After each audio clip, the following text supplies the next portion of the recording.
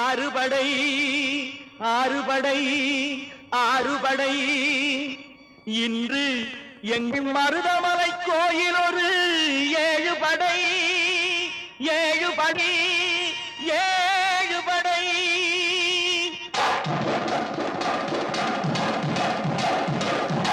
மருதமலைக்கு நீங்க வந்து பாருங்க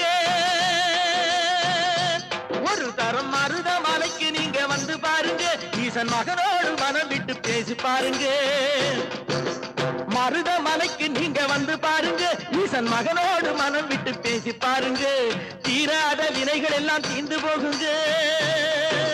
சத்தியமா சொல்லுறேன் தீராத வினைகள் எல்லாம் தீர்ந்து போகுங்க அது தீராவிட்டால் வந்து என்னை கேளுங்க அது தீராவிட்டால் வந்து என்னை கேளுங்க